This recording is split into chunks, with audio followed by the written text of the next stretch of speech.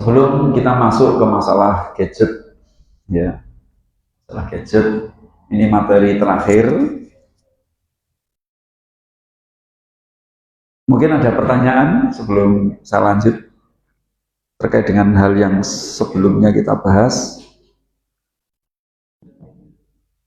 Baik, kalau tidak ada,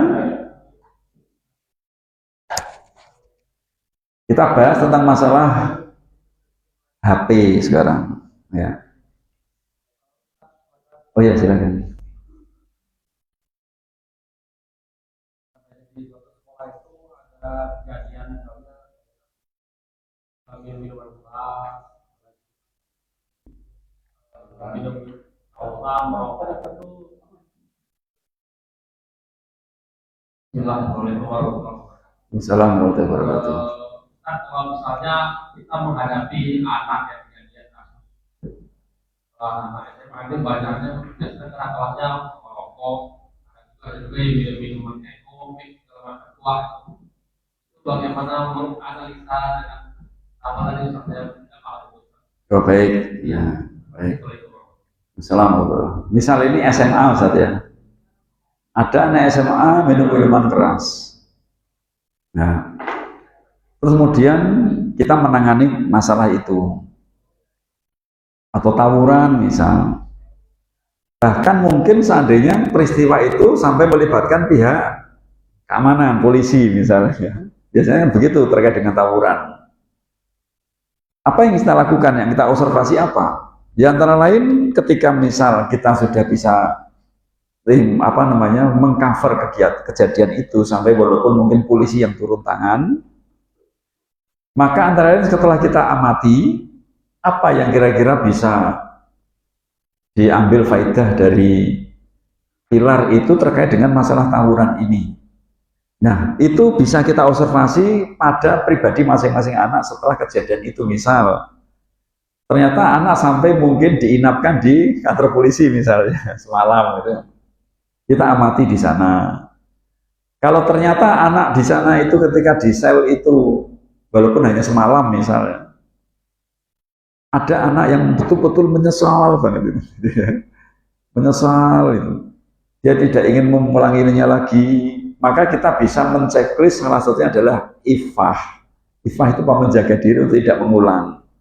Itu cara contohnya seperti itu.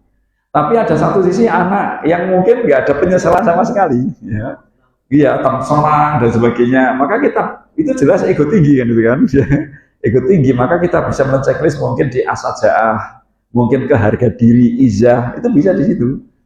Nah itu contohnya seperti itu, ya.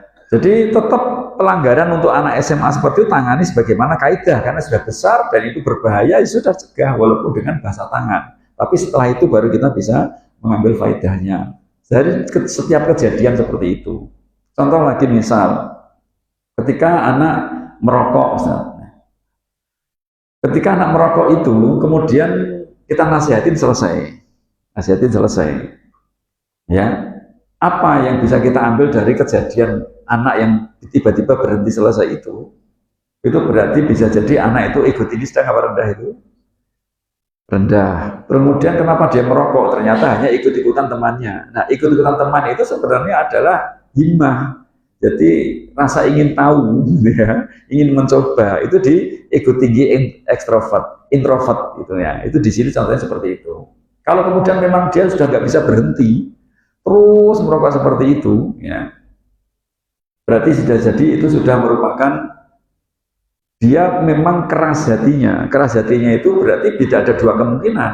Bisa memang ego tinggi, bisa disebabkan karena luka pengasuhan. Itu harus kita pahami itu. Jadi setiap kejadian ego tinggi, ya, atau peristiwa itu ada dua kemungkinan. Bisa jadi itu adalah bakatnya yang menyimpang, bisa jadi itu karena hutang pengasuhan.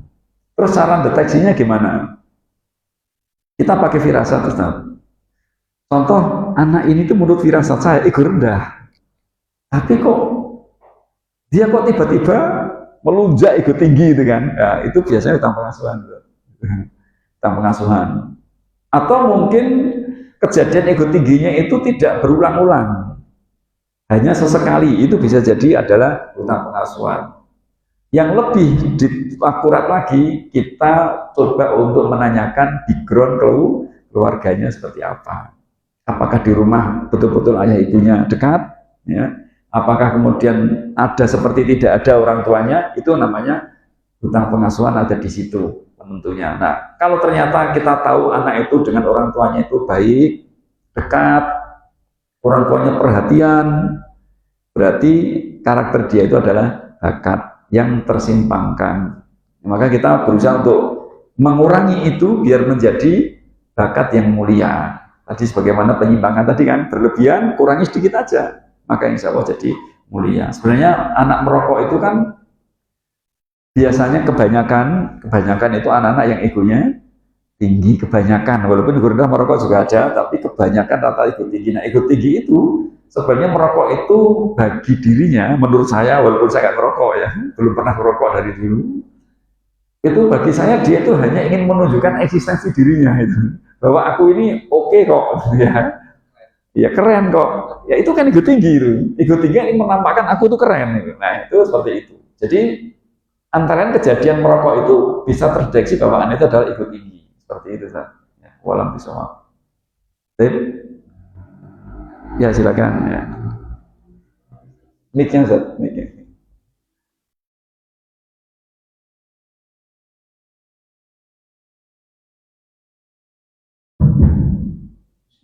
Assalamualaikum warahmatullahi wabarakatuh. Waalaikumsalam warahmatullahi wabarakatuh. Saya langsung saja Pak Ustaz. Ini ada dua pertanyaan Pak Ustaz. Ya. Yang pertama saya ingin tanyakan, tadi kita membahas tentang penerapan PKM ini di sekolah. Jadi pertanyaan saya, kalau di rumah tangga itu bagaimana Pak? Baik. Yang kedua, ini berkaitan dengan materi kita yang sudah. Ini tentang mungkin ini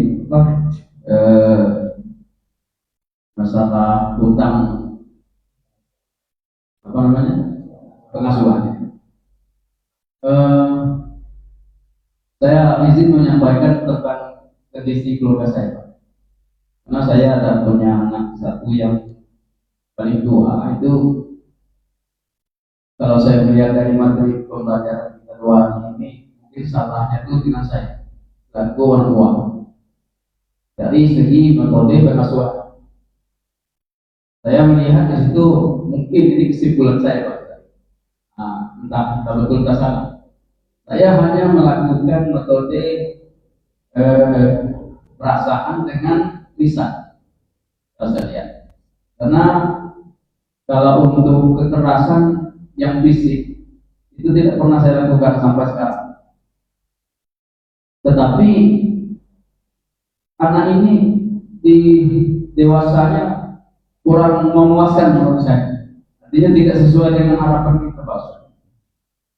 Padahal tujuan kita di awal, kita inginnya anak itu tentunya baik, begitulah kesimpulannya, Pak. Tapi ternyata bertolak belakang anak itu. Terus kondisi kondisi anaknya begini, Pak.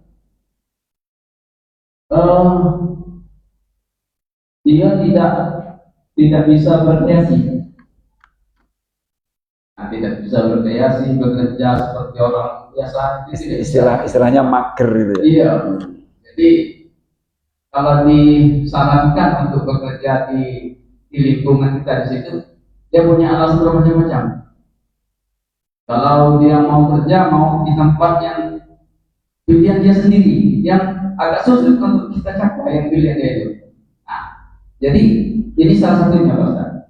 Yang kedua berkaitan dengan soal ibadah.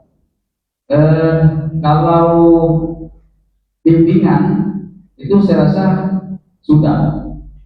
Di baik dia sekolah juga pernah juga duduk di pondok Pak Ustaz. Kemudian pondoknya sudah selesai. Kemudian di tempat pengajian ini juga sering saya bawa. Tapi dia ibadahnya semaunya dia saja. Artinya kadang dia agak tenang, dia beribadah. Tapi kalau mungkin ada masalah dalam pikirannya, dia tidak beribadah. Nah, tapi ada satu hal yang ingin saya tanyakan untuk mengatasi anak seperti ini. Salah satunya mungkin Kalau tidak salah kemarin kita ketika melihat anak itu egonya tinggi, maka kita harus membawa ego rendah. Artinya kita harus mengalah dalam hal ini. Dan yang paling penting di situ saya lihat kita harus mempunyai keikhlasan yang tinggi. Seperti itu yang Bapak Ustaz sampaikan sebelumnya. Tapi ada satu hal yang menurut saya khawatir. Ketika apa kondisi dia sekarang saya terima, ini berakibat buruk juga bagi dia yang saya khawatirkan. Misalnya Pak, ya tadi seperti kawan-kawan bercerita merokok, kemudian sholat juga semaunya dia saja. Kalau kita bersikap lemah atau kita terima saja kondisi itu, tentu dia merasa mungkin kita sudah mengizinkan. Itu yang kita khawatirkan Pak Ustaz. Nah, karena kita tadi kalau kita melihat dia ego tinggi, kita turunkan ego kita menjadi rendah. Takut seperti itu Pak Ustaz. Mungkin itu bagaimana caranya Pak Ustaz? Itu dua pertanyaan itu saja Pak Ustaz. Terima kasih. Assalamualaikum warahmatullahi wabarakatuh. Baik, pertanyaan yang pertama yaitu terkait dengan masalah pendidikan yang di rumah. Ya, pendidikan yang di rumah. Di rumah itu jauh lebih mudah dibanding yang di sekolah. Di rumah ada dua kemungkinan. Di rumah memang anaknya homeschooling. Di rumah mungkin anaknya sekolah, tapi bagaimana kita orang tua di rumah? Saya jawab dulu yang anak sekolah. Anak sekolah, sistem sekolah kita itu konvensional. Kita tahulah banyak pelajaran yang memang kemarin namanya keterpakaian Ustaz ya. Materi pelajaran yang keterpakaiannya itu nggak sesuai dengan kebutuhan anak, sehingga anak terbebani dengan overload kurikulum. Apa yang kita lakukan di rumah, ya, yaitu fungsi kita itu adalah bukan menambah beban kurikulum anak itu, tetapi kita justru membasuh, ikut mengangkat kurikulum itu, biar anak merasa ringan, karena kita nggak bisa mengubah sekolah. Yang kita lakukan antara lain, jangan singgung-singgung pelajaran di sekolah. Ya. Kecuali anak meminta, Pak, minta belikan ini, ada tugas itu, kecuali itu. Tapi kita jangan menuntut anak, kamu matematika kok belum bisa sih, jangan sampai. Bagaimana hafalannya sudah sampai berapa, jangan itu. Itu yang pertama. Intinya bahwa kita di rumah itu justru sebagai meringankan beban anak, jangan menambah bebannya. Itu yang bisa kita lakukan dengan bahasa-bahasa hati, memberikan semangat, motivasi. Ketika anaknya memang ego tinggi, kita pakai ego rendah. Ketika dia ego rendah, kita pakai ego tinggi. Itu di situ diterapkan. Terus kemudian kalau anaknya murni homeschooling, ya, ini yang pertama, saya tetap menggunakan kaidah Ibnu Hajar di kitab Fathul Bari terkait dengan fitrah. Ya, terkait dengan fitrah. Saya akan nyampaikan fitrah sejenak untuk homeschooling. Ya. Apa sih sebenarnya fitrah itu?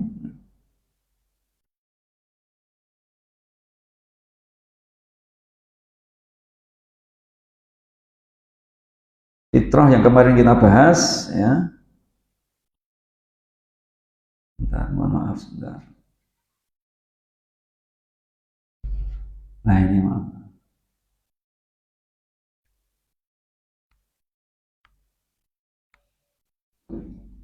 Ini ya, fitrah. Ya. Bahwa anak lahir itu bukan kertas kosong. Saya pakai pendapatnya Ibnu Hajar yang bawah itu. Ya. Seandainya seorang bayi dibiarkan berkembang sendiri tanpa pengaruh apapun dengan cara fitrah dijaga, menjaga fitrah itu dengan bahasa hati. Ya, sekali lagi. Menjaga bahasa hati, senantiasa akan tetap pada jalan fitrah itu. Dan tidak terpisah kepada jalan selainnya karena kebaikan agama telah menancap pada jiwanya. Ini bisa kita katakan seandainya anak lahir, kan fitrah cenderung kepada baik, cenderung kepada akhlak bakat. Maka ketika kita hanya jaga fitrahnya biar nggak terlukai, dikasih sayangi saja, insya Allah hebat anak itu. Hebat anak itu. Ini kaidah yang kita pakai.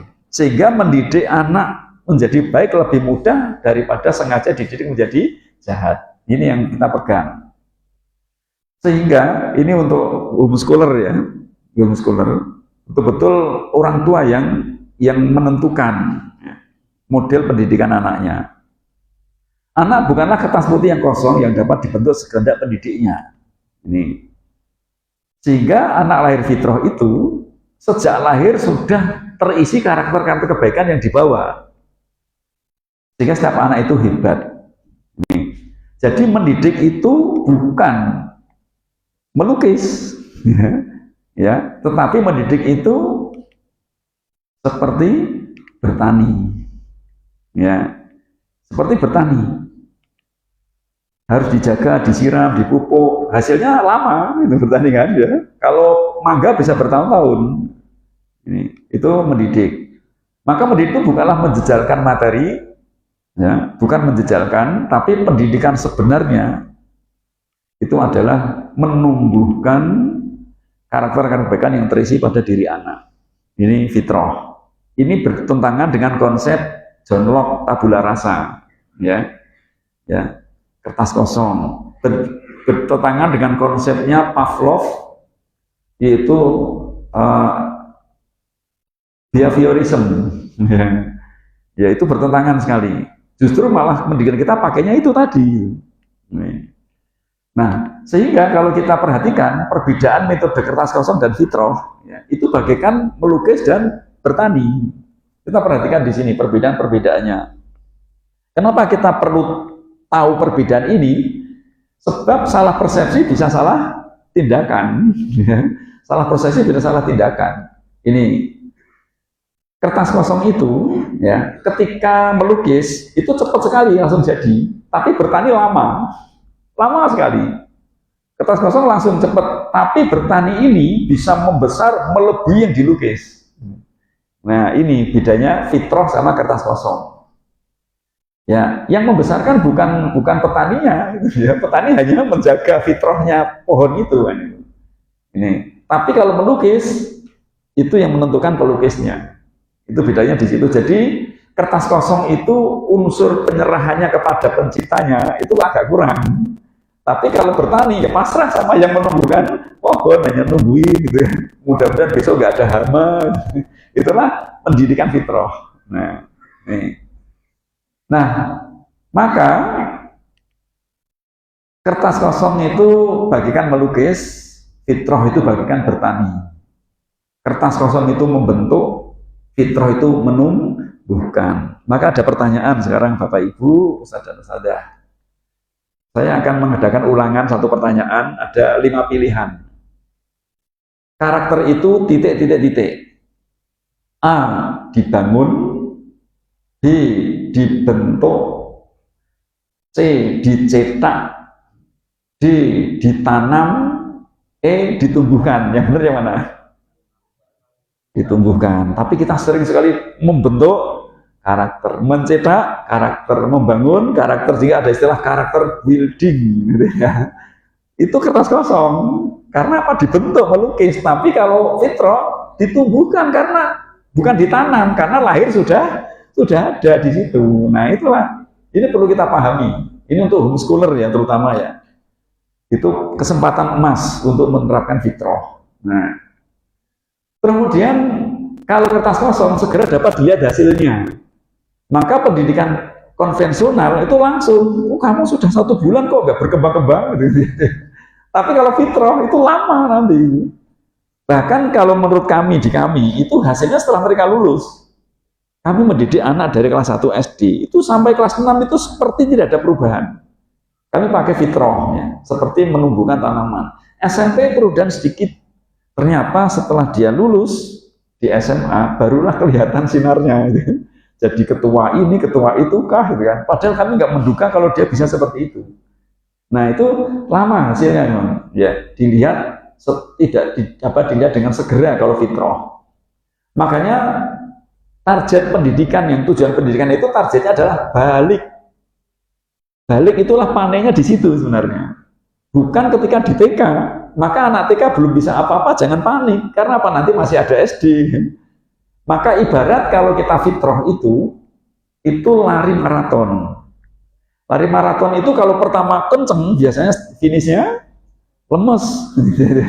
Ini apa TK cemerlang, nilainya bagus-bagus, begitu SMA dia sudah lelah banget. Itu banyak terjadi. Saya pernah tanya anak SMK, kata ibumu, katanya kamu SD SMP cemerlang, kenapa di SMK itu merosot? Jawabannya sederhana, capek saya, kapan saya bermainnya? Itu jawabannya, sangat sederhana itu. Kapan saya bermain? Gitu. Belajar dari TK, gitu. Bosen saya. Nah itu. Jadi maka pendidikan itu santai dulu, mengumpulkan tenaga. Di TK kan dia nggak bisa baca nggak apa-apa, yang penting disayangi sehingga dia cinta sholat. Baru kemudian kencengin dikit, gitu ya, diperintah sholat, baru kenceng lagi, yaitu dipukul ketika nggak sholat. Gitu ya.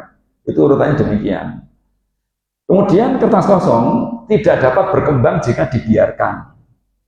Jadi melukis misal. Kemudian belum selesai, pohonnya itu belum digambar buahnya, atau mungkin baru batang nggak ada daunnya. Ditinggal pergi, kira-kira pulang ada daunnya nggak? Nggak ada. Itu kertas kosong.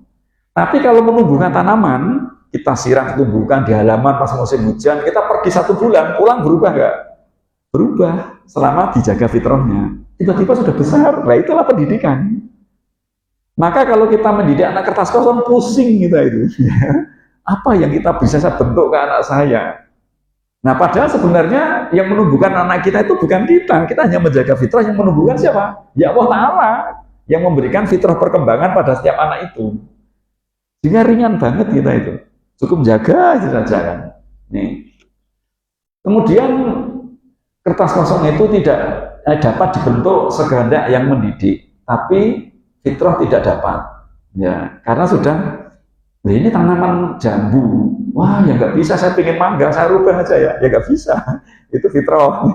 Tapi kalau melukis, ya dihapus saja, nanti diganti. Itu melukis, tapi fitrah nggak bisa. Itu jambu ini. Jangan paksa untuk jadi mangga, ya nggak bisa.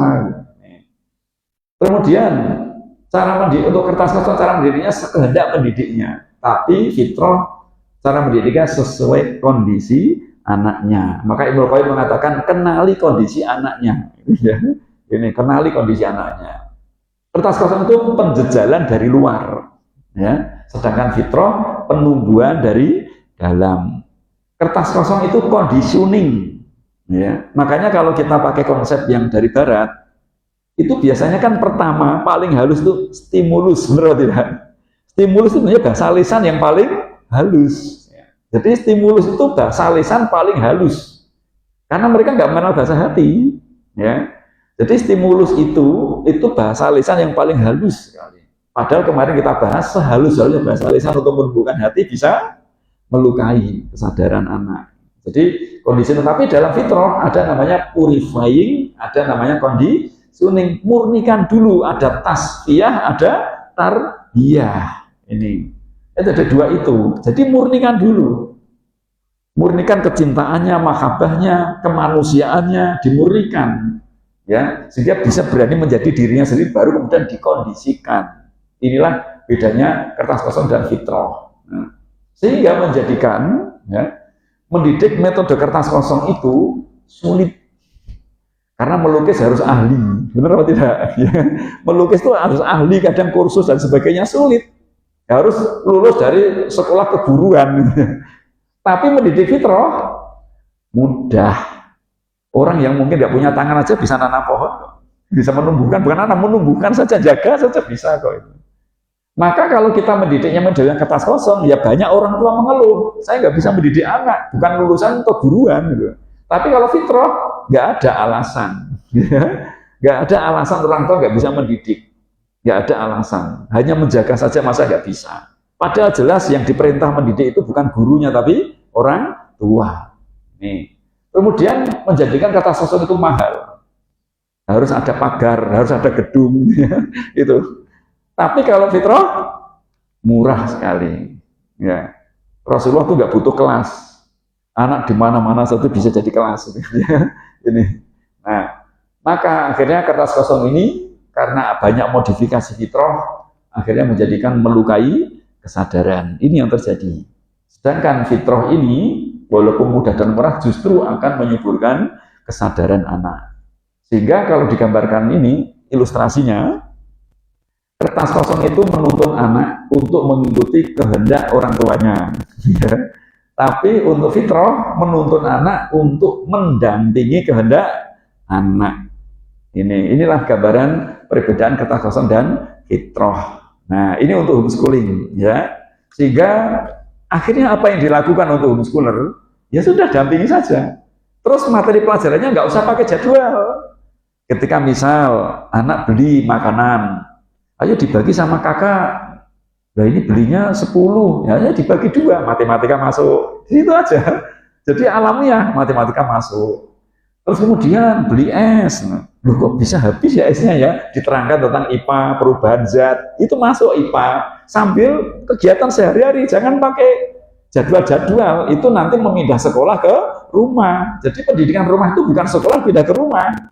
Ya, jadi yang tepat sebenarnya bukan homeschooling, tapi home education, ya, pendidikan rumah itu. Jadi kalau di rumah masih ada jadwal, itu berarti sekolah yang pindah di rumah. Tapi kalau home education, pendidikan rumah, itu murni alamiah. Ya, biarlah anak mengikuti kegiatan kita orang tua. Ya, sesekali yang mungkin duduk menulis, mungkin sesekali sambil ngobrol jalan-jalan. Jadi jangan khawatir nanti anak akan bodoh. Selama kita menjaga fitrahnya, karena kecerdasan itu bawaan sebenarnya, bawaan itu, dan semua anak cerdas. Cuma kecerdasan ada 3 macam kan, yaitu PQ, IQ, sama EQ. Physical question itu kecerdasan di fisik, emotional intelligent question itu adalah kecerdasan logika, akal, kemudian EQ, emotional question, kecerdasan perasaan atau emosi. Nah, masing-masing anak beda-beda dan jelas semua anak itu pasti cerdas. Gitu. Cuma cerdasnya beda-beda. Nah, ini perlu kita pahami. Dan ini kami pernah coba. Jadi, ini kan tahun ke-10 ya, pendidikan karakter nabawiyah. Ketika kami menghadapi anak yang kami bingung mau apa, ya, sudah berbagai cara dicoba. Pakai bahasa tangan, nggak mempan, bahasa lisan nggak mempan, bahasa hati juga apalagi itu kan. Kami sudah bingung mau apa. Itu biasanya yang kami lakukan, ya sudahlah, dijaga, disayangi, itu saja selesai.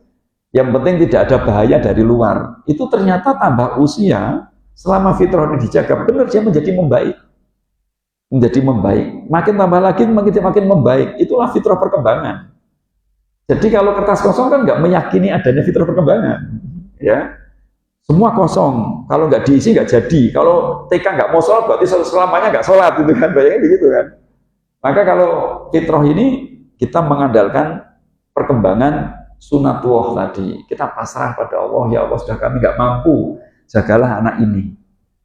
Sebagian besar dibantu oleh Allah SWT, ditolong karena memang itu hak Allah SWT bukan kita. Maka sekali lagi di awal sudah saya sampaikan, kalau kita sudah melaksanakan semuanya, dicoba semuanya, tapi ternyata hasilnya belum seperti yang kita harapkan, maka yang kita lakukan adalah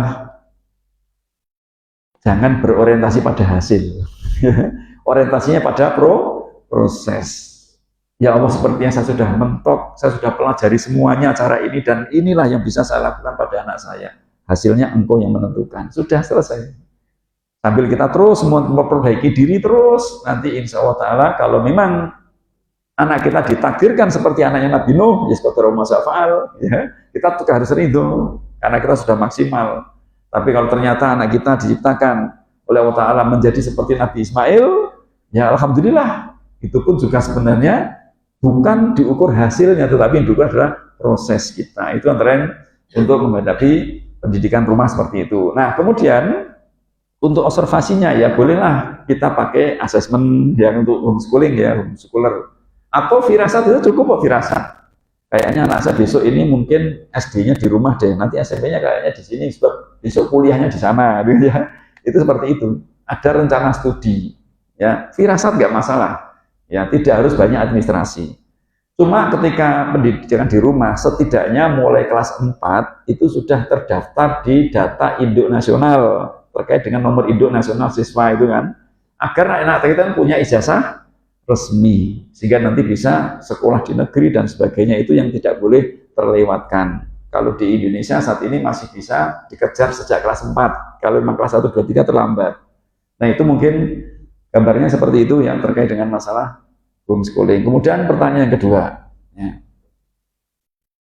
Terkait dengan pertanyaan yang kedua, yaitu hutang pengasuhan tadi.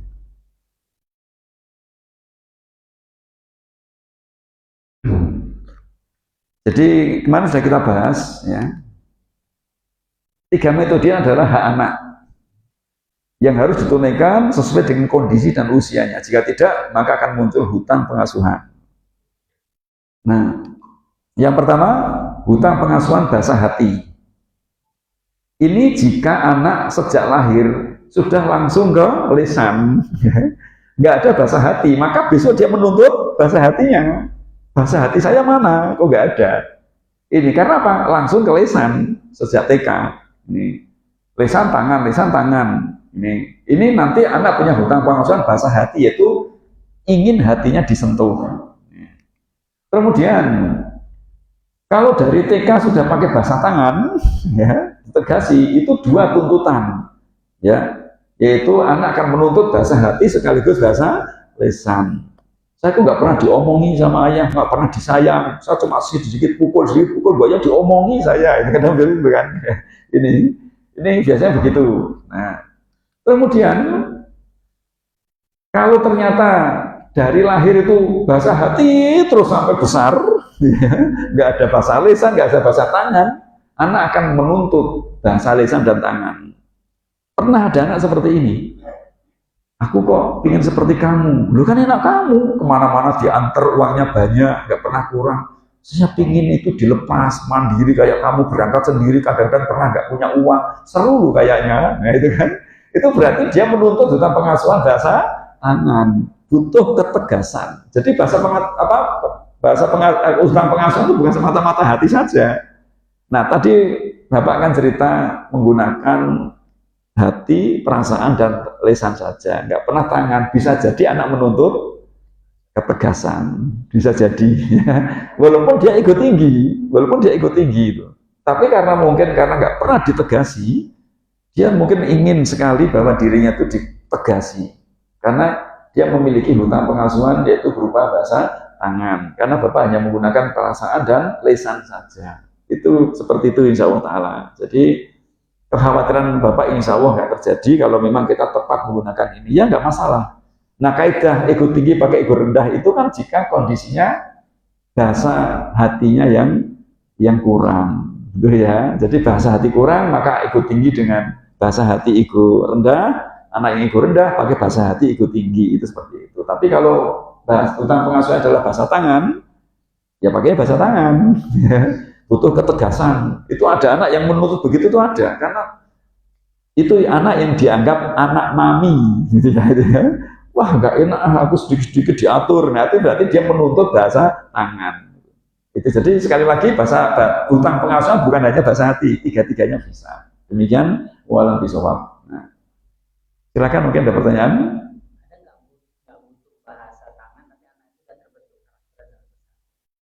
Ya baik.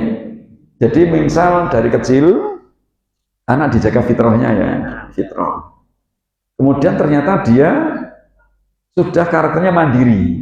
Datang kembali ke kaidahnya Ibnu Hajar tadi. Sejak lahir mereka tuh sudah membawa itu. Iya, membawa itu karena mungkin terjaga walaupun orang tuanya nggak pakai bahasa tangan, tetap halus gitu kan, ya halus tapi tetap dijaga gerakan dia yang ingin mandiri dituruti, gitu kan. Tapi yang saya maksud nggak dipasih bahasa tangan itu dia ingin mandiri nggak boleh, gitu kan. Maksudnya begitu, ya. Jadi saya ulang lagi, contoh misal usia 0 sampai 7 tahun, anak dijaga pakai bahasa hati. Kemudian ternyata 7 sampai 10 pakai bahasa hati lagi, tapi dia sudah mulai nalarnya tumbuh, tidak ada bahaya, dia sudah mau sholat, kemudian mau bernalar, walaupun kita pakai bahasa hati, ini tumbuh dengan sendirinya. Kemudian setelah balik, ternyata dia mandiri. Tapi kita tetap pakai bahasa hati. Nah itu maksudnya begitu. Yang saya maksud menjadi hutang pengasuhan bahasa tangan jika kecilnya dimanja. Kemudian usia 10 tahun nggak sholat juga dibiarin, gitu ya. Seperti itu. Kemudian 10 tahun ya nggak sholat dibiarin. Kemudian semua kebutuhan dipenuhi, itu yang saya maksud nggak mendapatkan bahasa tangan. Akhirnya dia menuntut nanti. Aku kurang pernah ditegasi. Nah seperti itu. Itu ya. Itu termasuk pembentukan karakter yang seperti karena anaknya mau nurut kalau bapaknya aja nggak ada ngasih contoh gitu. Ya itu keteladanan, itu bahasa hati itu. Ya, jadi keteladanan itu dari bahasa hati. Ya, baik. Baik, ini mungkin pertanyaan. Oh, bertanya lagi. Ya.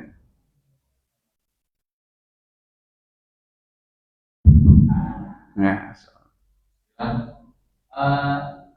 kegagalan ketika orang tua tidak mendidik anak dengan tadi selain dari permasalahannya adalah buta wawasan tadi, apakah berpengaruh juga terhadap lingkungan dan persentasenya lebih besar karena buta pengasuhan tadi atau dengan lingkungan sehingga anak tersebut tidak sudah yang kita harapkan mungkin sebagaimana yang tadi karena itu malas beribadah kesehatan.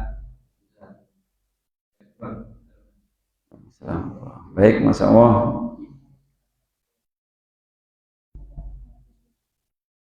Baik, ini mengulang sejenak kemarin ya terkait dengan masalah imunitas sosial. Baik. Seberapa besar pengaruh lingkungan? Seberapa besar pengaruh lingkungan? Ini kita bahas sejenak tentang imunitas sosial. Gak apa-apa diulang ya, gak masalah ya. Ya, ini. Ya, gak apa-apa ya. Imunitas sosial. Ya. Imunitas sosial itu ketahanan jiwa terhadap pengaruh buruk lingkungan. Itu dibutuhkan karena bersosial itu utama, sebagaimana hadis Nabi SAW. Namun bersosial itu punya pengaruh, ya, yaitu pengaruh teman, pengaruh HP dan sebagainya. Jadi yang sangat mempengaruhi anak itu adalah kholil. Kholil itu tidak semata-mata manusia. HP itu bisa jadi kholil karena anak sudah cinta banget itu kholilnya dia. Makanya yang sangat mempengaruhi itu adalah kholil, almaru ala dini kholilihi. Kemudian mengapa anak muda terpengaruhi? Yaitu ketika tangki cintanya kosong. Anak merasa orang tuanya nggak sayang kepadanya. Itu sebabnya. Jadi sekali lagi penyebab proses terpengaruhi awalnya anak merasa bahwa di rumah itu dia kurang mendapatkan kasih sayang, padahal tidak ada orang tua yang tidak sayang. Kenapa ada anak merasa nggak disayangi? Bahasa yang orang tua sampaikan ternyata tidak tepat mengisi tangki cinta anak.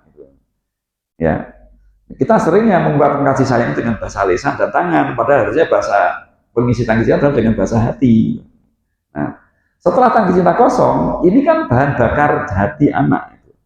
Ya, bahan bakarnya di sini. Kalau ini kosong, ya nggak semangat anak. Maka anak pasti akan mencari-cari. Ya, akan mencari-cari siapa yang bisa mengisi. Ya. Akhirnya mencari keluar, mencari ke HP, mencari pada teman-temannya. Ya. Apapun yang ada pada temannya, walaupun itu mungkin kasih sayang temannya recehan misalnya. Wah, ini temanku berarti sayang sama aku. Walaupun sedikit sekali karena saking kosongnya, dia akan mulai terpesona dengan temannya. Karena kosong.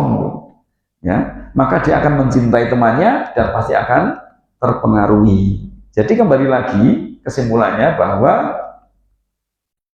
pengaruh terbesar itu bukan dari lingkungan, pengaruh terbesar adalah dari orang tuanya, gitu, dari orang tua. Jadi justru malah pengaruh lingkungan itu ya akibat dari orang tua. Sebabnya itu, ya. Maka kita jangan mengkambing hitamkan lingkungan. Jadi anak terpengaruh itu sebab tangki kita kosong. Kosong kenapa? Kita nggak mengisinya.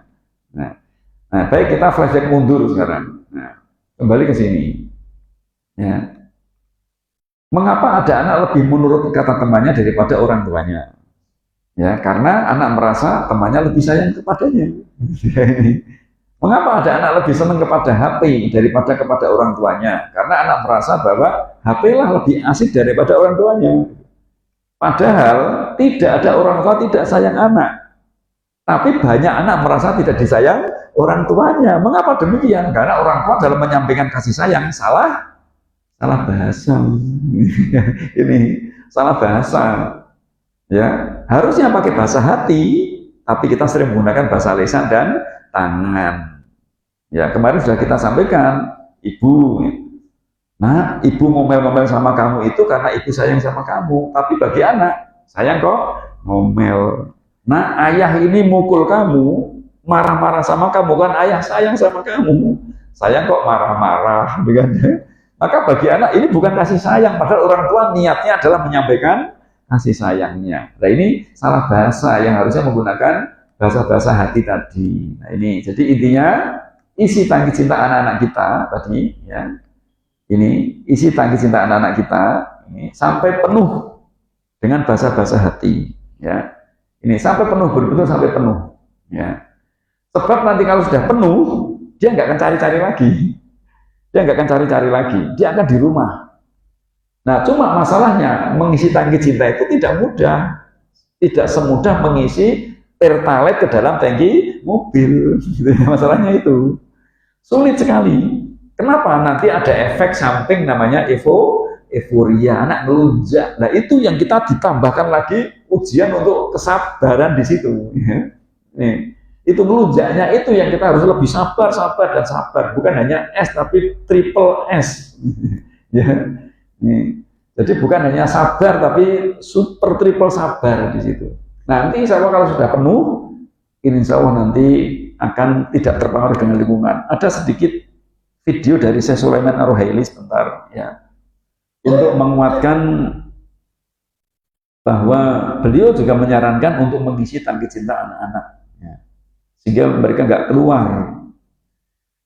Mungkin nggak ada suaranya, bisa jadi, ya. Nah,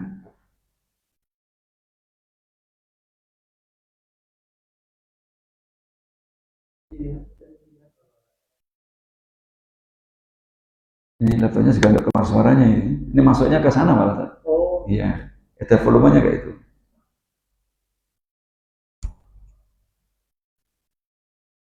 Itu kalau ada volumenya, nggak bunyi satu. Biasanya langsung ke situ.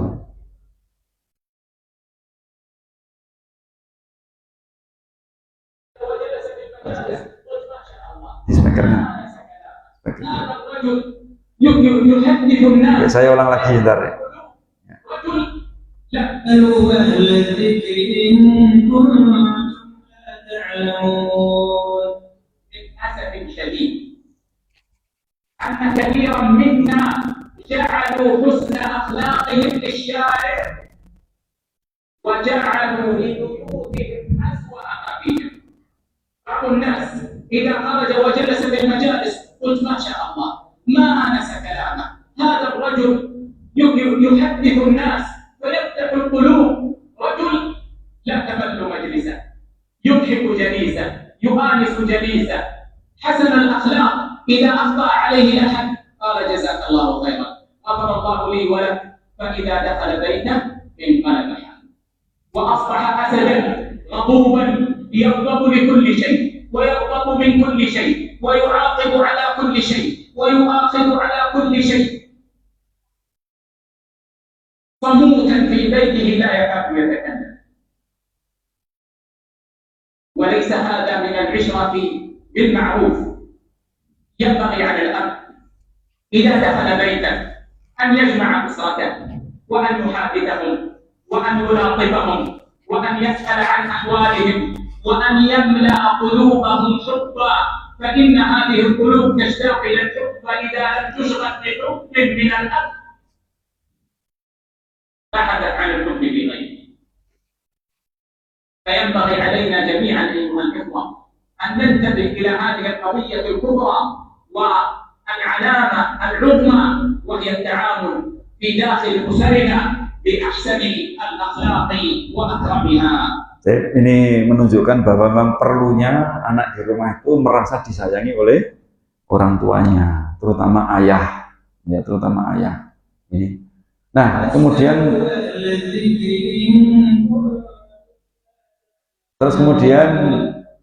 apa namanya, terkait dengan masalah hutang pengasuhan, kira-kira yang apa namanya berpotensi memberikan hutang pengasuhan itu ayah apa ibu? Gitu. yang sangat berpotensi memberikan hutang pengasuhan itu ayah atau ibu. Secara dalil kauni saja, dalil kauni. Ada ibu cerewet banget, bawel cerewet luar biasa, kemudian satu sisi ada ayah yang lembut sekali. Kira-kira anak kalau minta uang kepada siapa? Kepada siapa kira-kira? Ayah ya. Ada yang minta ke ibu?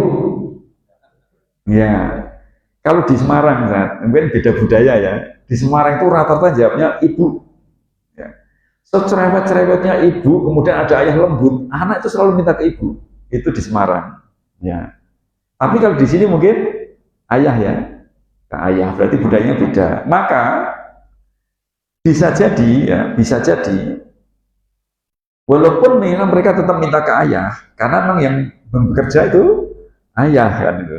Atau mungkin bisa jadi ayah tidak menyerahkan sepenuhnya semua keuangan kepada ibu, sehingga anak minta kepada ayah. Mungkin minta kepada ibu, itu minta sama ayah. Nah, sehingga bisa dikatakan sebenarnya ya, yang berpotensi itu ayah. Ayah. Sebab kalau kita anak berbuat nakal, contoh kita dulu waktu kita kecil ya, ketika kita nakal, itu yang kita takuti siapa? Ayah. Kalau ke ibunya, alah paling semua ibu itu ngomel-ngomel gitu ya. Sampai lalu aja lah, toh nanti juga saya nggak akan dipukuli sama ibu kok. Gitu ya. Nanti ayah yang dipikir, wah nanti ayah bagaimana ya. Nah sehingga ibu itu memang tugasnya itu pelatih syariat, pelatih adab. Namanya pelatih harus cerewet. Gitu. Ini dirapikan, ayo bangun, ayo gini, terus mesti itu ibu. Maka ibu kalau membangunkan, itu mesti rame. Ya. Ayo bangun, sudah 5 kali dibangunkan. Mau tidurnya malam-malam, ya ini gimana, nggak tahu diri, macam-macam lah. Nanti ujung-ujungnya, itu ayah, anaknya nggak mau bangun. Begitu ayahnya buka pintu, bangun apa tidak? Bangun. Nah, itu kan. Nah. Maka kata-kata ayah itu sedikit. Maka ayah itu tugasnya adalah mendidik akidah.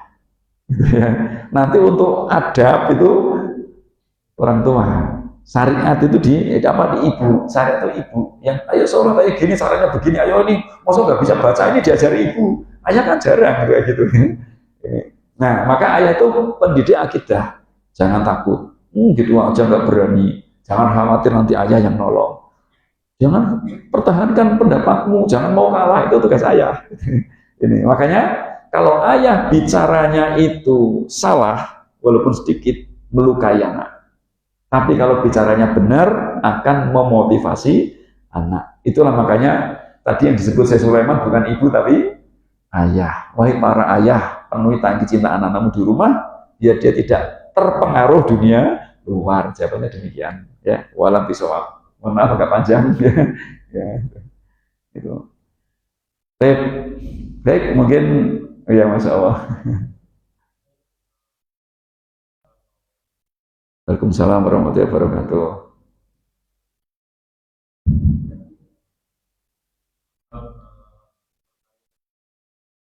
Ya.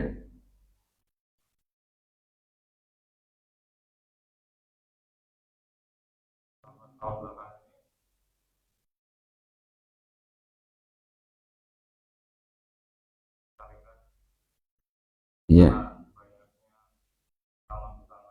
Ya.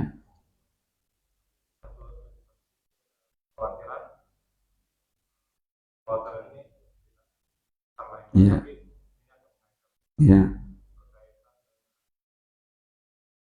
Ya, betul sekali. Baik.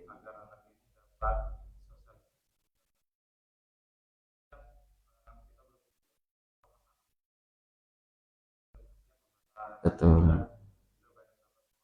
Iya. Baik. Baik. Baik, alhamdulillah ini pertanyaan bagus sekali dan saya ya alhamdulillah diserai fasilitator home education. Ya, fasilitator home. Jadi kami itu banyak membimbing para homeschooler. Ya, homeschooler termasuk di sekolah kami itu sebagian juga hampir 10% itu homeschooler semua, tapi gabung ke sekolah kami. Memang homeschooling itu ideal, tapi yang menjadikan keluhan para orang tua homeschooler itu anak nggak punya teman. Ditanya tetangga, kamu kok nggak sekolah? Minder anaknya.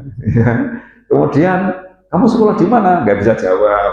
Di rumah. Nah itu akhirnya satu sisi ngomongan dari temannya, tetangganya itu buat anak kita menjadi minder. Itu yang pertama. Yang kedua, usia 7 tahun itu usia sosialisme, istilahnya sosiosentris ya, kemarin kita bahas. Waktunya anak mengenal teman-temannya untuk bersosial. Nah, kalau kita mengadakan homeschooling itu biasanya komunitas anak itu tidak didapatkan oleh anak itu, bersosialnya kurang. Ini jadi masalah.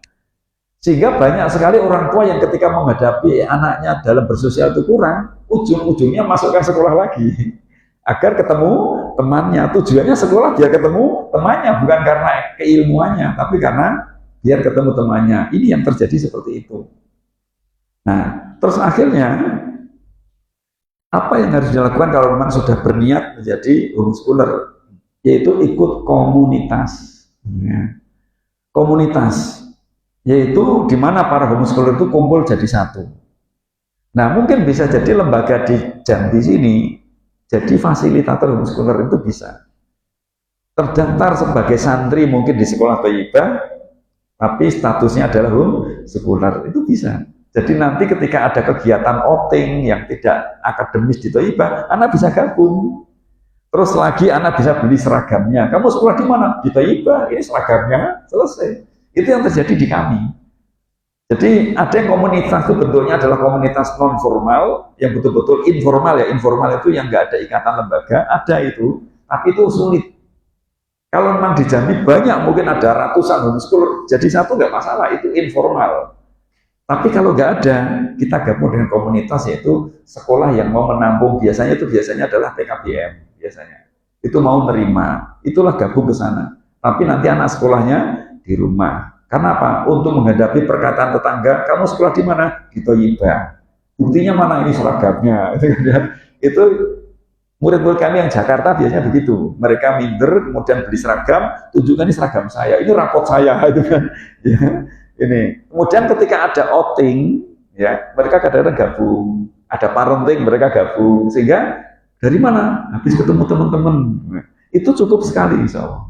Ya, cukup sekali. Jadi ada lembaga yang memfasilitasi para homeschooler. Nanti waktunya ujian, waktunya tes akhir semester kumpul sama temannya lagi, belajarnya di rumah. Itu seperti itu. Nah, kalau kemudian itu nggak bisa didapatkan, maka homeschooling itu pilihan. Ya, kalau homeschooling ada mandorot, ya lebih baik anak dimasukkan di sekolah formal untuk menghindari mandorot yang lebih besar itu. Ya. Jadi itu pertimbangannya seperti itu selama ini yang kami hadapi ketika menghadapi para homeschooler. Jadi pahami ya, soal? Ya, semoga dimudahkan walau bisawab ya. Lanjut, Sar. Ya. Jadi itu kan untuk mengatasi Sosial ya.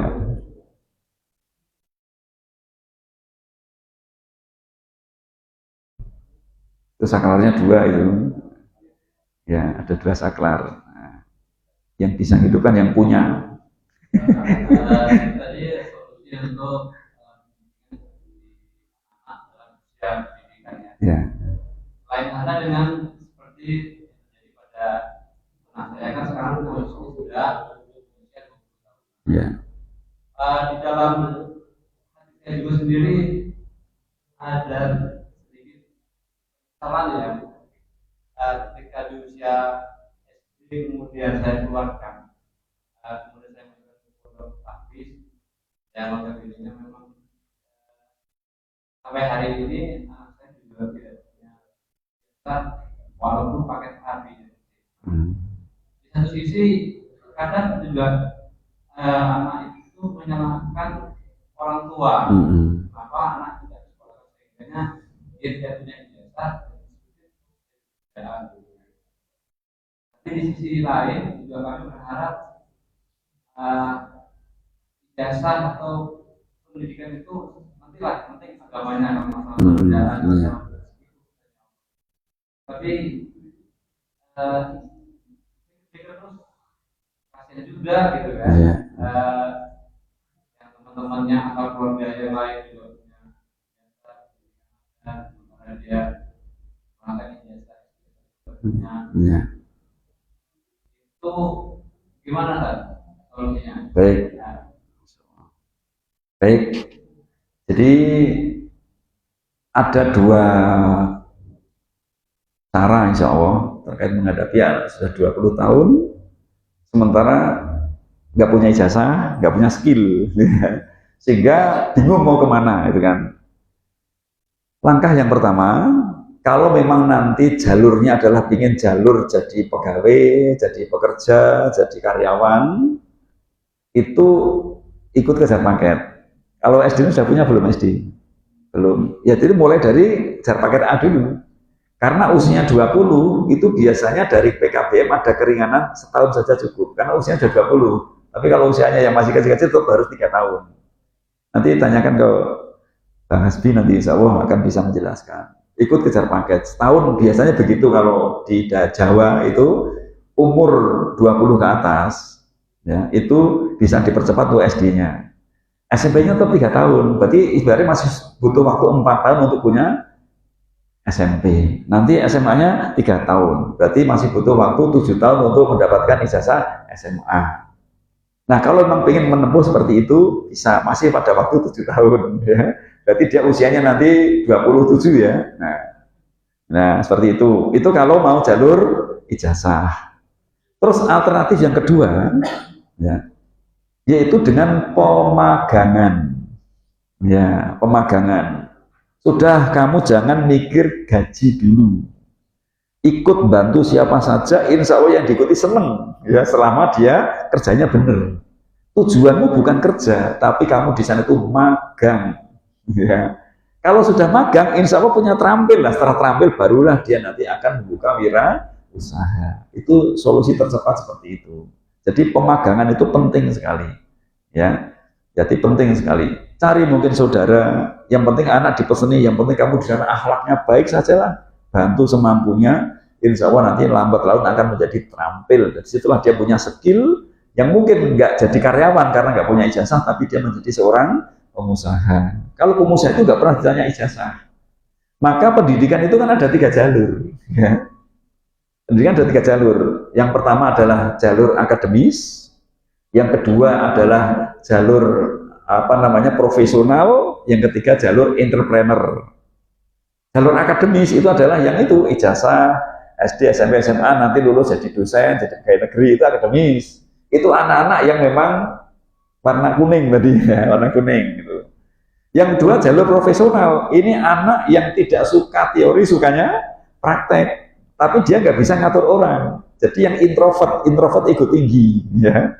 Introvert ego tinggi itu sukanya dia itu di profesional. Praktek, maka anak seperti ini sebenarnya itu cukup dimagangkan saja. Ya, nanti legalitas ijazahnya apa? Berupa sertifikasi profesi, itu ada. Jadi mungkin dia magang di otomotif, kemudian ikut di LSMM, jadi lembaga sertifikasi nasional ya. Itu nanti dia dites, oh ternyata menguasai tanpa memandang ijazah, maka dia mendapatkan sertifikat, dia skillnya adalah otomotif. Itu untuk melamar kerja bisa. Nah, kalau ternyata ngelamar kerja dia nggak bisa, usaha sendiri pun juga bisa. Itu jalur profesional. Yang ketiga, jalur entrepreneur. Jalur entrepreneur ini anak yang nggak mau jadi karyawan, juga nggak mau sekolah. Ini inginnya jadi bos. Ini. Nah, jalur seperti ini tuh sebenarnya idealnya ya orang nggak usah sekolah. Ya, misal kelas 4 SD bikinkan warung, udah kamu sekolahnya di warung itu jualan, gitu ya. Terus nanti berkembang, pokoknya kamu jadikan nanti usia 20 tahun jadikan restoran, itu tugasmu. Itu dia menikmati sekali. Sebab kalau sudah pengusaha, itu nggak ditanyakan ijazah lagi. Kita mungkin ke bengkel, tanya ijazahnya apa sih? Nggak tanya itu. Ya. Makanya sebenarnya Ananda tadi itu jalur profesional sebenarnya. Ya, tapi kondisi saat ini tuh ketika kita mengarahkan Ya. dia di sisi lain itu dalam benak itu punya penghasilan gitu. Ya. Karena kan dari biaya tempat yang akan dia makan tadi kan karena di sekitar rumah. Ya. Kan jadi membayarkan. Ya. Kita mau menitipkan gitu maka anak ini pinginnya punya penghasilan. Saya bilang itu bisa karena gitu kan. Ya minimal kalau dulu ketika memang sudah ada itu juga membantu kawan yang tadi mungkin dikasih lah uang jajan. Ya. Tapi berarti anak masih memiliki hutang pengasuhan. Jadi basuh dulu. Ya, tugasnya. Basuh dulu, setelah terbasuh, ayo nak magang sana, insya Allah berangkat. Gitu. Jadi masih ada 2 PR. Demikian ya. Walau bisa maaf. Gitu. Ya. Nggak apa-apa, satu materinya nggak tersampaikan. Saya jawab. Ya, silakan.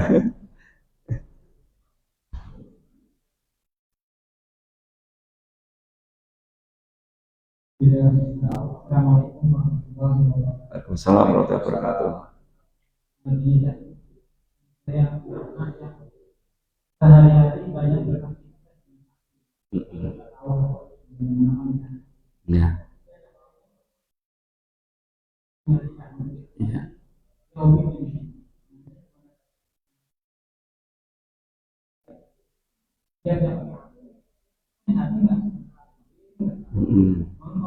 Ya. Ya.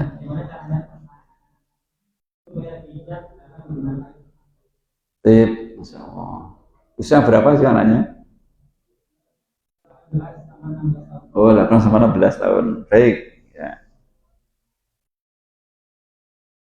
Baik, tapi saya akan menjelaskan dari awal dulu ya, dari awal sehingga kita memahami generasi ini. Pengelompokan generasi. Generasi kelahiran 1945 sampai 60 itu baby boomer namanya. Ini ya. Di sini nggak ada kayak ini ya. Masih ada ya? Nggak ada ini ya. Kemudian lahir 60 sampai 80 itu generasi X itu saya. Saya generasi X. Nah, ini ya.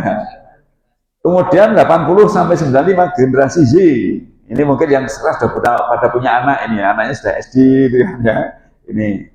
Kemudian 95 sampai 2010 generasi Z, anaknya baru di TK, ya SD ini sudah ada di sini. Nah, kemudian 2010 sampai 2025 itu generasi Alpha. Ya, kemudian 25 ke atas itu generasi Beta. Nih. Nah, ini pembagian generasi dan masing-masing generasi itu memiliki perilaku berbeda-beda. Maka kalau kita mendidik generasi Alpha, itu berarti anak usia 16 tahun kan generasi Alpha itu ya. Kemudian kita pakai generasi X dulu, aku dulu jadi begini, itu nggak mau anak itu. Itu kan bapak dulu, gitu ya. Itu kan abi dulu, gitu ya. Jadul deh, gitu kan. Nah, ini. Kemudian kita perhatikan, terjadi revolusi industri 4.0 itu mulai tahun 95. Yaitu disebut dengan generasi digital atau iGen. Ini. Kemudian tahun 2025 ini mulai hari ini itu muncul yang namanya AI. Ya. Artificial Intelligence kalau dalam bahasa Indonesia akal imitasi namanya. Ya, akal imitasi. Ini generasi Zeta namanya itu. Maka sekarang kadang-kadang muncul Zeta itu niru-niru ini kayaknya. Ya, ini. Nah, maka masing-masing ini penggunaan gadgetnya beda-beda. Ya, kalau baby boomer jadi kakek nenek sekarang itu ya, itu pakai HP itu jarang-jarang banget, bahkan banyak yang nggak pakai HP. Ya. Apa sih HP? Ketika pakai juga bingung, ya. Ngangkat telepon aja bingung gitu. Ya. Ini mau ngecas aja bingung, itu kakek nenek. Kemudian generasi X, jadi ayah ibu ada sebagian jadi kakek nenek itu pakai HP, ciri-cirinya pakai satu tangan, tangannya begini biasanya. Nah, kelihatan sekali. Itu ciri-cirinya begitu, tangannya begini. Nah, nggak ada yang gini dua itu nggak ada, apalagi satu gini nggak bisa, jatuh nanti HP-nya. Itu ciri-cirinya. Nah, ini. Terus kemudian Gen Y, generasi Z, ini saat ini baru pada kuliah. Itu masih menggunakan dua ini, tapi mereka beda dengan generasi Z. Nah, Generasi Z ini adalah mulai SMA, bahkan ada yang sudah kuliah, ya. Kemudian generasi Alpha ini SD SMA sekarang ini ya, SD SMA, SD SMP SMA. Ini saya buatnya berapa tahun yang lalu, jadi ketinggalan ini ya, mohon maaf. Kemudian generasi Beta ini PAUD. Nah, PAUD ini. Nah, ternyata penggunaan gadgetnya itu beda-beda di sini. Ketergantungan pada gadget itu makin ke sana, makin ke kanan, makin bergantung. Maksudnya itu kalau kita mengukur diri kita generasi X, wong ayah saja itu HP juga nggak tergantung, masa kamu bergantung? Nggak bisa kita begitu. Karena ini keadaannya demikian. Keadaannya demikian. Jadi makin ke sini mereka makin lengket dengan HP. Sehingga makin ke sini anak merasa bahwa HP itu sudah bagian dari hidupnya, bagian dari tubuhnya. Maka kalau HP hilang berarti sebagian tubuhnya hilang. Ini yang terjadi. Kita harus memahami ini. Memahami ini. Kalau kita masih pakai ukuran zaman ayah dulu, ya kita stres itu ngadepin anak itu. Kok susah banget sih nasihati itu kan? Karena kita nggak mengenal dirinya, ya nggak mengenal dirinya. Nah, ini gambarnya seperti itu. Nah, akhirnya yang sangat bergantung sama gadget untuk hari itu generasi Alpha dan Beta itu bergantung banget. Coba sekarang anak sekarang usia 2 tahun bisa pakai HP nggak? Bisa. Bahkan ada iklan aja langsung gitu kan ya. Tangannya mau lincah banget. Nah, tapi saya kuliah pakai HP aja nggak bisa, gitu kan? Ini anak sekarang itu yang SMP bisa ngetik nggak? Bisa. Tapi saya dulu kalau nggak kursus nggak bisa ngetik. Itulah bedanya generasi sekarang. Luar biasa mereka itu, luar biasa. Ini yang mereka sangat bergantung. Maka kita memahami ini. Maka bisa kita katakan generasi Alpha dan Beta nanti tanda kutip ya tidak bisa lepas dari HP. Itu sudah kesepakatannya begitu. Seandainya nanti dipisah, contoh misal, mondok 1 semester nggak pegang HP. Ya. Tujuannya apa? Biar tidak kecanduan HP, karena HP itu bahaya, bla bla bla, macam-macam kan. Kita sepakat HP itu bahaya. Tapi tetap ada manfaat kan. Dilarang pakai HP 1 semester. Ketika terima rapot, ya anak ketika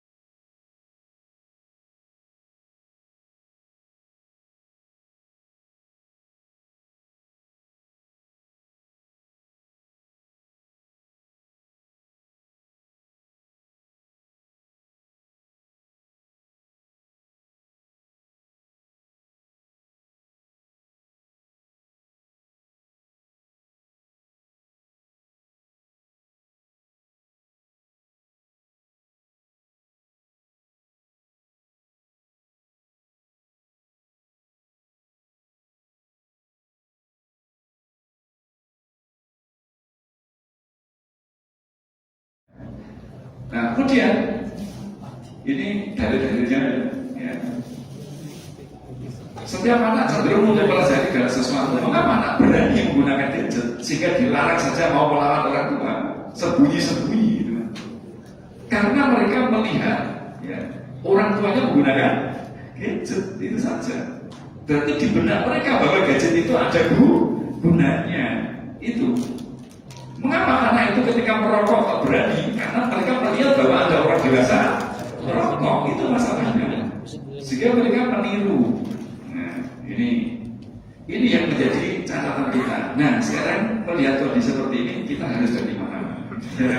Ini yang pertama, saya cerita anak saya sendiri, itu terjadi berapa tahun yang lalu ya. Anaknya sekarang sudah kelas 2 SMA, itu terjadi ketika dia kelas 4 SD.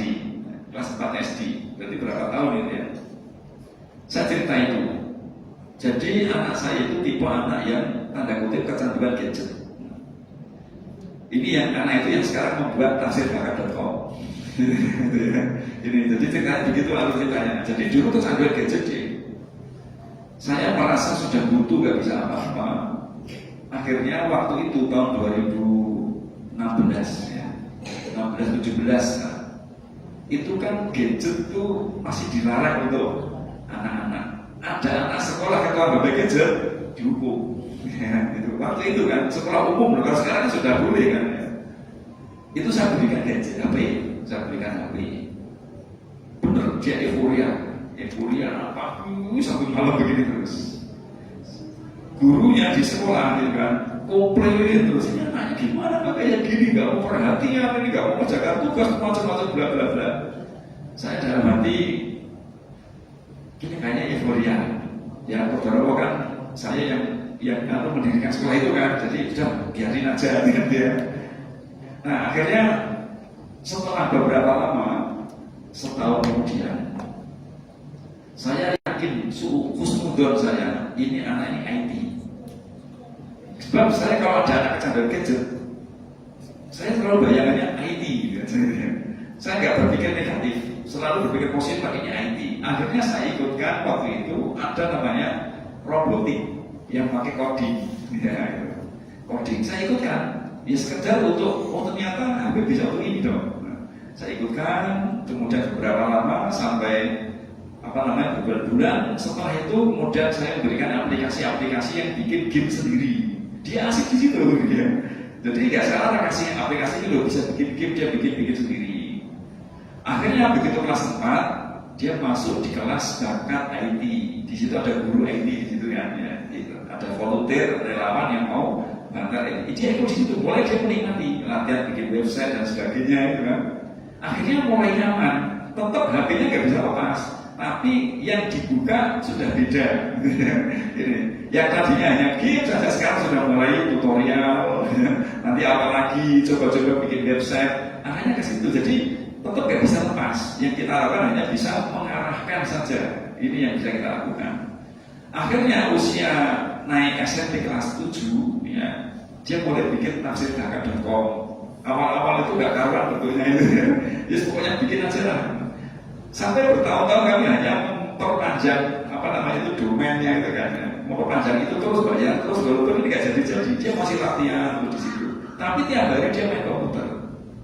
Nah alhamdulillah sekarang sudah jadi dan sekarang dia sudah mengajar apa? Mengajar IT. Yang diajar siapa di kelasnya? Bikin robot and follower tugas dia hari ini. Bikin tempat sampah yang didekati buka sendiri itu sekarang dia di situ. Menikmati sekali dengan coding. Dan nanti setelah lulus SMA ini, dia kan homeschooling sekarang ya di rumahnya. Dia tiap hari di rumah belajarnya. Dia nanti bikin kuliah IT. Itu udah balik dari dulu IT terus. Akhirnya kita kan senang ya, memang itu bidang dia. Itu contoh sederhana seperti itu. Jadi nanti ketika kita melihat anak kita kecanduan, kita nimbrung biar tahu sebenarnya kecenderungannya kemana. Kita lihat di situ. Kalau yang dilihat anak ini nanti adalah cenderung ke cerita-cerita video, kayak mungkin konten kreator, dia mungkin sering buka-buka bikin gambar-gambar di situ, desain. Nanti dia berarti arahnya itu ke desainer, yaitu di kafe kan hari ini ya. Di kafe itu untuk anak-anak yang ego rendah, berimajinasi. Makanya kalau kita lihat anak kita ego rendah, kok pegangnya HP, arah kita kepada desainer. Ya, desainer itu kan bikin editing video, bikin gambar-gambar, flyer, itu arahnya ke situ. Anak kan menikmati sekali. Kemudian kalau kita lihat anak kita itu kok egonya sedang, itu kita arahkan kalau di SMK jurusannya sekarang itu rekayasa perangkat lunak, yaitu di coding programmer. Itu beda dengan desain ya. Di coding programmer, maka dia mungkin kita suruh buat game, ya ini ada aplikasi apa, dibuat apa, ya kan? Jadi kalau program. Nah kalau namanya itu tinggi, kecanduan di gadget itu diarahkan kalau mungkin SMK sekarang itu teknik komputer jaringan yang masa-masa kabel itu, masa-masa kabel, masa internet itu adalah TKJ. Jadi 3 ego ini itu ternyata di komputer terfasilitasi semua. Ya ego rendah di desainer, ego sedang di program coding, kemudian yang ego tinggi di jaringan. Nah, itu makanya kalau anak Anda itu adalah ibunya ibu sedang, sekali lagi kita nggak bisa lepas, ya, nggak bisa lepas, kita hanya bisa mengarahkan. Kalau dia ibu sedang, arahkan ke coding. Kalau ibu rendah, desain. Kalau ibu tinggi, ke jaringan. Dia mungkin ke hardware pasang apa yang HP bisa menggerakkan lampu, gitu ya. HP bisa untuk mungkin menghidupkan kipas. Itu dia seperti itu kalau yang itu tinggi. Jadi harus ada penampilan yang nyata. Itu kayaknya seperti itu. Jadi yang bisa kita lakukan adalah mendampingi dan mengarahkan. Kita nggak bisa mencegah untuk hari ini, apalagi generasi alfa. Nah, seperti itu. Nah, kalau kita ingin mencegah kayak kita dulu, stres kita misalnya, tambah marah, tambah jadi anak itu. Ya, karena bagi anak generasi alfa, HP sudah merupakan bagian dari tubuhnya. Demikian ya, walau bisawab. Jadi kita harus bijaksana menghadapi anak-anak generasi alfa hari ini. Itulah mereka. Ya. Demikian ya, walau bisawab. Jadi terjawab masalah kecanduan gadget, akhirnya selesai ya. Pertanyaan tadi. Baik, mungkin masih ada lagi ya. Tapi mengatur jadwal atau pembatasan tetap sedikit. Ya, itu kebijaksanaan masing-masing keluarga. Ya, sekali lagi metode satu keluarga nggak bisa di-copy paste keluarga lain. Kalau memang terpaksa keluarga itu harus ada jadwal, ya, itu kebijakan keluarga itu. Itu boleh-boleh saja, karena yang penting anaknya menerima, gitu ya. Itu nggak masalah, nggak masalah. Karena ada beberapa keluarga yang begitu. Bahkan ada yang anaknya terima ketika main HP itu cuma hari Sabtu dan angkat saja, itu ada. Intinya jangan sampai anak terluka, itu saja. Masalah metodenya diserahkan kepada masing-masing keluarga karena kondisinya kan beda-beda. Demikian. Ya.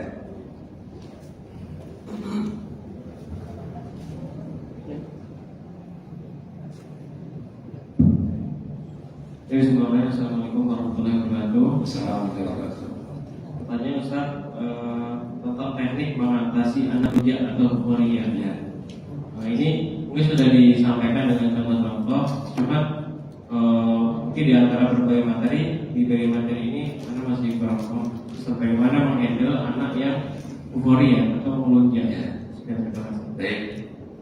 Saya bagi menjadi 3 kelompok ya. Atau 4 kelompok. Kelompok tufulah, kelompok tamjiz, kelompok murhakoh, dan kelompok setelah balik. Ya. Metodenya beda-beda. Bagaimana menghadapi anak lunjak ketika usia TK? Jawabannya memang itu masanya dia belum selesai. Jadi pertanyaan pertama.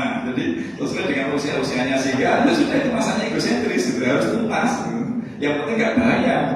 Nah, kedua, ketika anak lunjak usia 7-10 tahun fase tamjiz, yaitu kita cukup dengan bahasa lisan. Kalau ternyata itu nggak mempan, ya sudah, perkakas seperti anak TK lagi. Mumpung dia belum balik, itu saja. Contoh, anak kelas 2 SN atau kelas 3 SD misal. Kita recovery, dia lunjak. Contoh misal, itu termasuk anak saya recovery tadi kan. Jadi saya kasih HP, ya, euforia. Ayo sholat, apa belum balik? Gitu kan. Itu usia 8 tahun ya. Aku belum balik. Kan berarti dalam hati saya, oh berarti pelajaran fikihnya sukses. Sukses, saya sudah alhamdulillah. Dalam hati saya, tunggu nanti kalau kamu balik awas. Itu betul terjadi itu. Saya ya sudah, akhirnya nggak masalah dia. Akhirnya saya bilang sama ibunya, jangan dibangunin kalau subuh. Itu usia 8 tahun waktu itu. Ya, jangan dibangunin karena saya sudah pakai lisan, sudah nggak mempan gitu ya. Kan kaidahnya turun gas, ya itu. Jangan dibangunin. Lu turun gimana? Udah jangan dibangunin. Benar. Hari pertama nggak bangun, nggak sholat. Hari kedua nggak sholat. Sampai sepekan. Setelah sepekan dia tanya ke uminya, "Bi, aku nggak dibangunin sih." Gitu. Ya karena dia capek. Ya. Istirahat dulu lah, gak apa-apa. Aku pengen sholat nih, mau dibangunin, ya dibangunin dong. Nah, gitu kan. Itulah fitrah. Kita kadang-kadang, wah, tapi sampai dewasa gak bangun-bangun. Itu berarti kertas kosong. Gitu ini. Ya, akhirnya dia minta begitu. Ini anak saya sendiri tadi. Ya. Terus kemudian dibangunin, tapi kan masih gak mau. Biasanya saya angkat di tempat kamar mandi terus diperciki air baru bangun itu. Nah ini dibangunin nggak mau bangunin nggak mau. Sampai sepekan masih nggak sholat. Jadi 2 pekan nggak sholat ya, nggak sholat subuh maksudnya. Akhirnya dia bilang, "Lu nih, aku mau dibangunin sih, karena aku harus minta dibangunin." Sudah, tapi kan adik nggak mau bangun.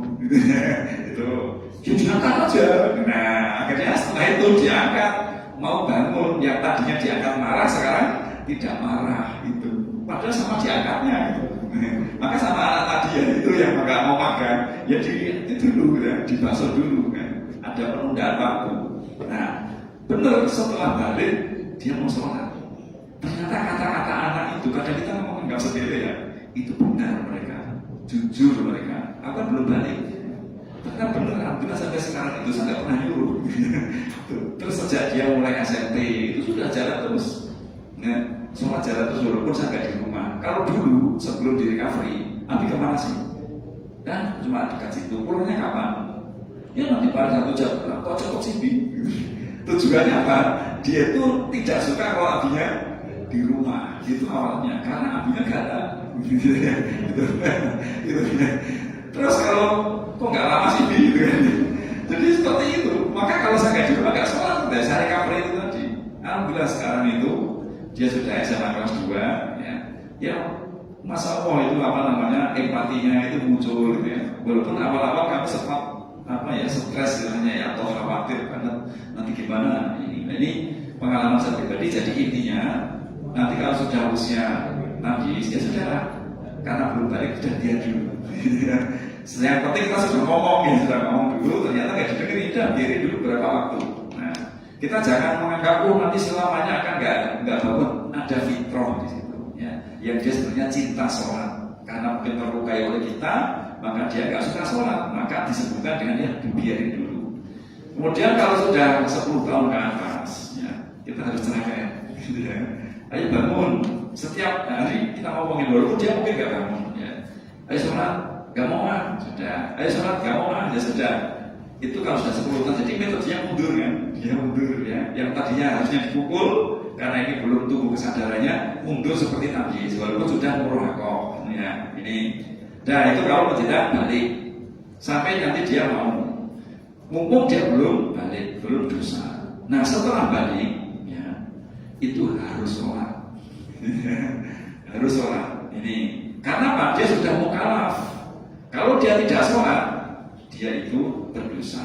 Namun perlu diketahui, anak yang sudah balik terutama laki-laki, beda dengan perempuan ya, itu kita terhadap dirinya bukan seolah-olah kita orang tua dan anak, tapi sesama kaum muslimin. Jadi kewajiban orang tua mendidik anak sebenarnya itu sampai balik ya. Maka anak berdoa kama rabbayani shaghira, sebagaimana mereka mendidik aku waktu aku masih anak-anak, yaitu sebelum balik. Nah setelah balik itu sebenarnya status kita itu adalah sesama kaum muslimin. Tugas kita mengingatkan sesama saudara kaum muslimin. Ayo sholat. Gak mau masa gak sholat? Gak mungkin anak yang sudah dewasa kita pukuli. Dia bisa minggat. Ya, maka tetap kita ingatkan. Setiap saat kita ingatkan. Mau sholat, mau sholat. Mungkin suatu saat kita juga akan marah bisa. Karena sama kaum muslimin kalau pakai mungkin lesan gak mempan, kita pakai tangan gak bisa. Ya kita coba aja. Kita coba aja pakai tangan. Nanti kalau dia masih gak mau, ya sudah, besok kita ingatkan lagi. Besok kita ingatkan lagi. Itu urusan kamu. Ya urusan kamu. Karena kamu sudah balik. Tugas saya adalah memberikan nasihat. Nah itu seperti itu gambarannya. Maka kalau sudah balik, tetap anak ini setiap saat harus diomongin. Ya, kalau memang nanti cocok dengan bahasa tangan, akhirnya dia mau sholat bahasa tangan, nggak apa-apa. Kalau mungkin dengan lisan dia bisa mau sholat, pakai bahasa lisan. Jadi mana yang tepat untuk anak yang sudah balik tadi. Nah, itu gambarnya demikian. Jadi semua ini akhirnya kembali kepada rasa. Yang ketemu nyari, tarik dan ulur itu saja sebenarnya kaitannya. Karena memang kalau rasa itu dibuat teori itu susah banget. Karena terkait dengan rasa, gitu kan. Ya tergantung perasaan masing-masing, perasaan masing-masing. Ya demikian ya, walaupun Islam. Cukup ya. Ya cukup insya Allah. Ya sebentar lagi tidur.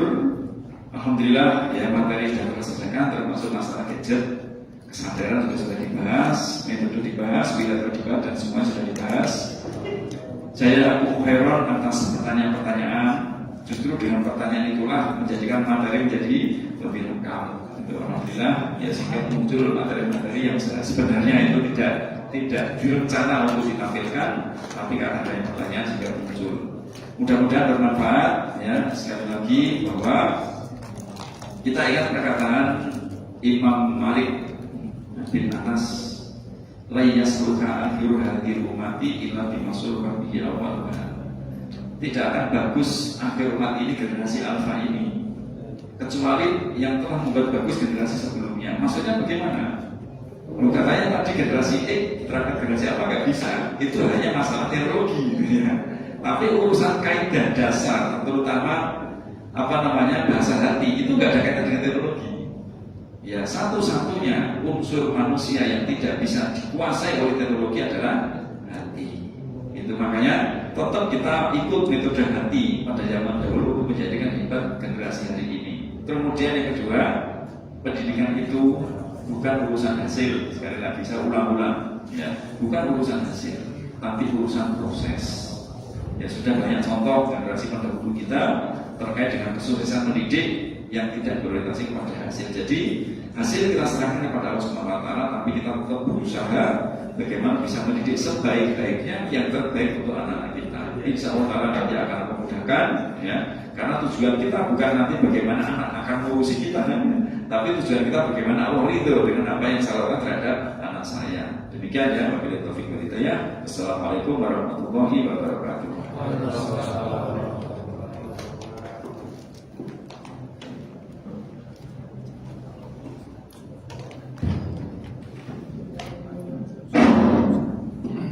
Alhamdulillah, jazakumullah khairan kepada seluruh peserta, Nabi Umi, Ayah Bunda, Ustazah sekalian. Alhamdulillah,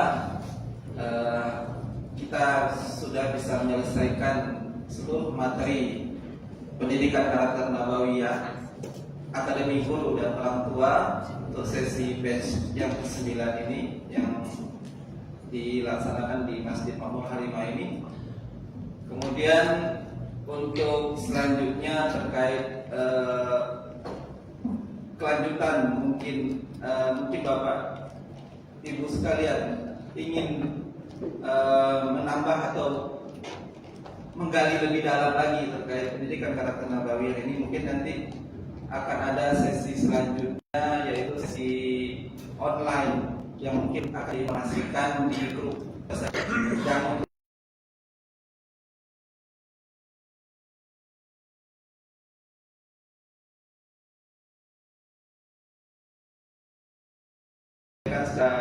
karena bagi yang ingin mendapati pelajaran yang sudah kita pelajari selama 2 hari ini. Dan sekali lagi kami mengucapkan jazakumullah khairan kepada seluruh peserta. Tentunya dalam pelaksanaan ini kami sebagai panitia